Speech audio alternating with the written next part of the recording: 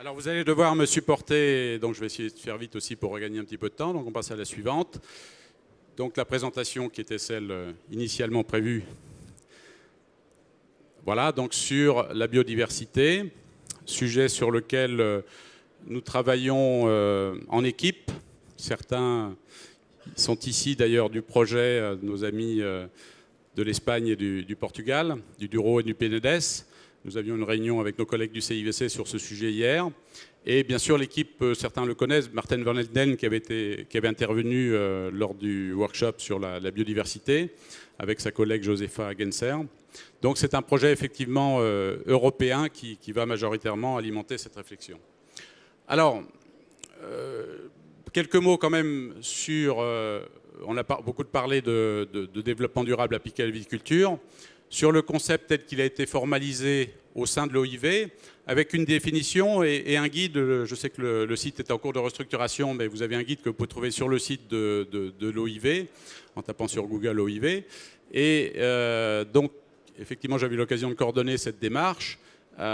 Donc, c'est une approche globale à l'échelle des systèmes de production et de transformation des raisins, qui associe à la fois la pérennité économique des structures et des territoires, l'obtention des produits de qualité, bien sûr, c'est un prérequis.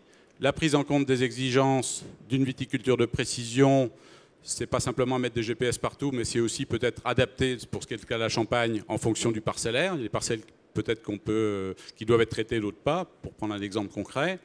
La santé des consommateurs, et puis qui intéresse plus directement une partie de notre sujet d'aujourd'hui. Au fond, la viticulture durable, c'est dire qu'est-ce qu'on laisse à nos enfants. Donc il faut éviter de leur laisser des problèmes environnementaux, parfois sur du long terme, et en même temps leur laisser un patrimoine.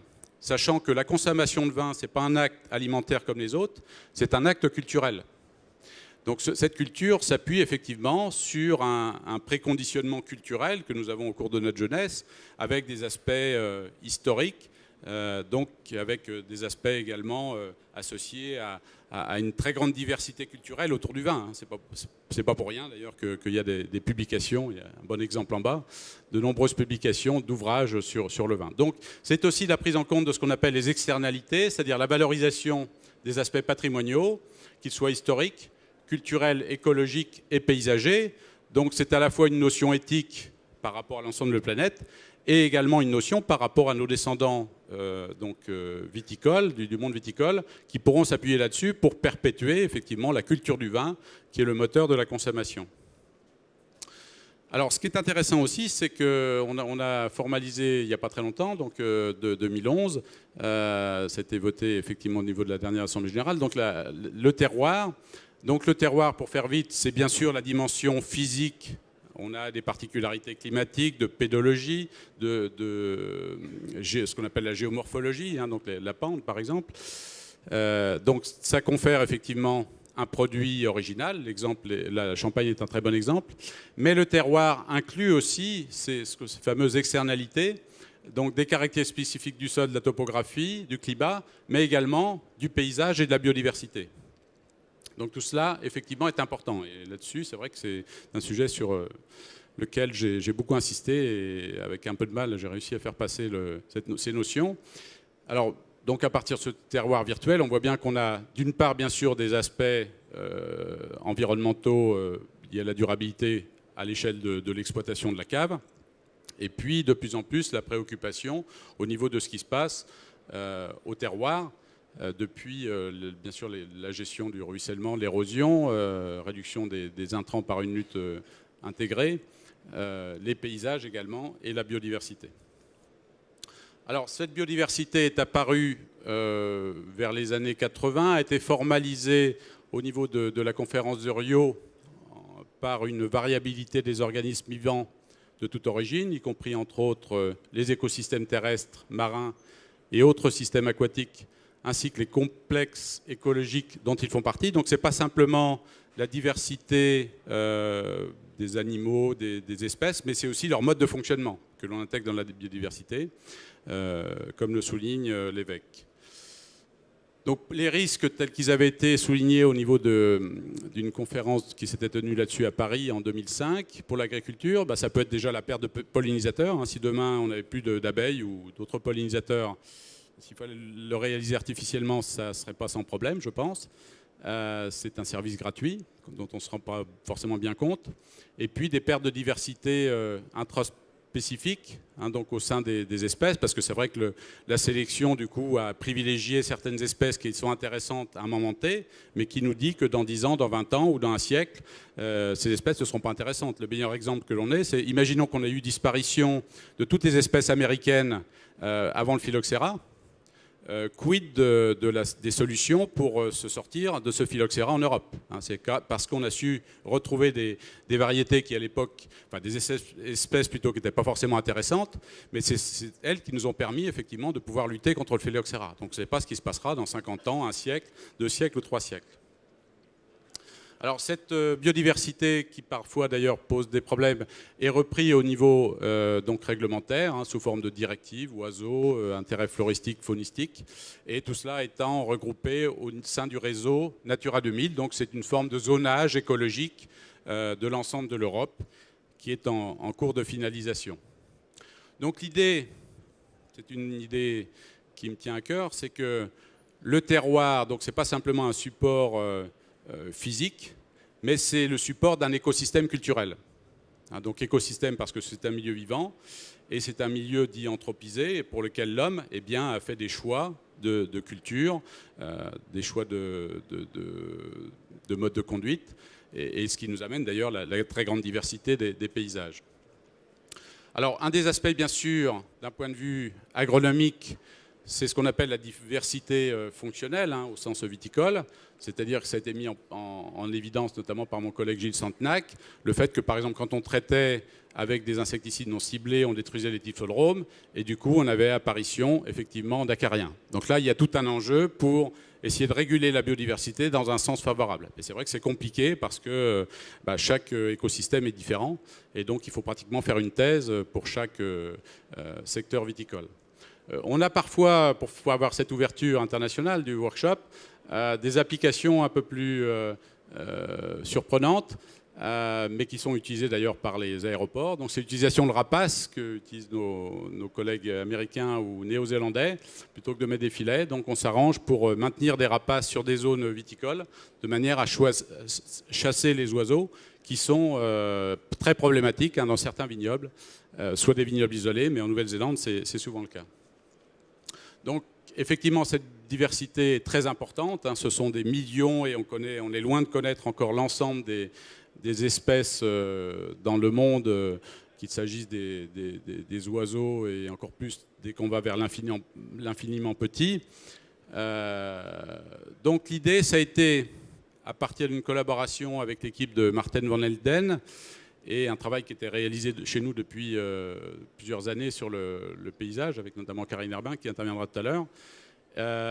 Donc de pouvoir, sur certains sites, intégrer à la fois une vision paysagère et de voir comment ces aménagements paysagers pouvaient avoir des conséquences au niveau de la biodiversité. Et donc cela a été réalisé sur différents sites, donc au Portugal dans le Douro, l'Ariora, en Espagne et le Penedès, donc Costières de Nîmes, Limoux, donc Saint-Émilion pour la France, et puis également Saumur-Champigny qui est un site de démonstration, et va probablement s'intégrer effectivement la Bourgogne et la Champagne en tant que région associée. Donc tout cela, évidemment, je passe rapidement parce que c'est un sujet complexe. Vous pouvez trouver les informations pour ceux qui s'intéressent à ce sujet sur le site biodivine.eu, en français, anglais, portugais et espagnol. Donc vous avez effectivement beaucoup d'informations, des interviews de professionnels, d'experts. Donc on essaie de faire un site qui soit très, très agréable. Donc une des premières approches, c'est de travailler sur la cartographie.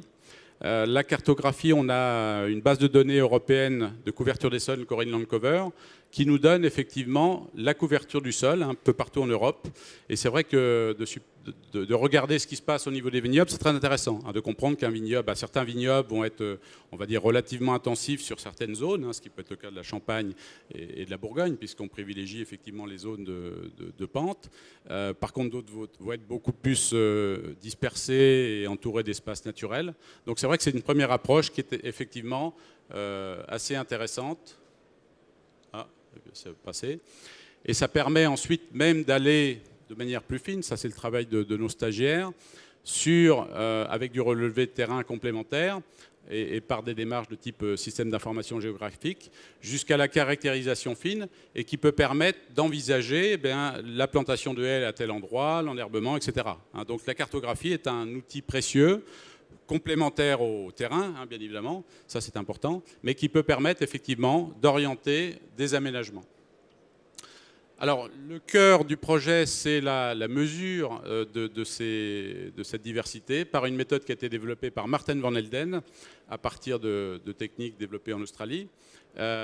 Donc l'idée, c'est de mettre des systèmes de panneaux ou des rampants qui, par une identification, donc qui ne va pas jusqu'au niveau de l'espèce, mais jusqu'à des proximités morphologiques, donc on crée un peu de typologie morphologique, et à partir de là, on peut quantifier sur une zone et comparer plusieurs zones au niveau du vignoble en intégrant éventuellement des zones d'espace naturel. Donc ça a été développé sur l'ensemble des sites, ça l'est en Bourgogne, ça va probablement l'être également en Champagne. Donc ça permet effectivement de quantifier. Donc l'idée, c'est aussi de travailler sur les mammifères. Donc là, on est en train de regarder l'intérêt d'utiliser des caméras nocturnes. Et puis, dans les enherbements, de privilégier aussi des graines locales. Et là, c'est vrai qu'on a un appareil qui permet, genre rotofilm et adapté, qui permet de récupérer des graines que l'on peut trouver dans des milieux naturels. Donc tout cela est en cours de développement. Le projet a démarré il y a 1 an. Donc l'idée, c'est effectivement, au final, de renforcer les supports de biodiversité tout en intégrant, bien sûr, les contraintes pratiques, économiques, agronomiques. Et à terme, ce qu'attend de nous l'Europe, ce n'est pas simplement une validation sur les sites en cours, mais d'assurer la promotion, peut-être par une charte opérationnelle, au niveau de l'ensemble de l'Europe. Et pourquoi pas, certains pays hors Europe sont également intéressés par notre démarche. Voilà, donc remerciements à tous ceux qui ont participé. Et j'ajouterai Benjamin Porte qui vient de rejoindre l'équipe depuis peu de temps, qui est ici. Donc les collègues qui assurent l'animation, le travail scientifique au niveau des différentes régions. Et je terminerai par une citation qui me paraît intéressante de Patrick Blandin, qui disait que par la biodiversité, par le jeu de multiples rapports tissés entre les hommes et leur environnement, est constitutif de leur culture, la biodiversité, mémoire de l'évolution de la vie, dont les hommes sont une des composantes, et mémoire pour l'homme lui-même. Donc c'est une expression un petit peu humaniste par rapport au rôle de la biodiversité dans ce défi qu'a surmonté l'homme au quotidien. En tout cas, merci pour votre attention.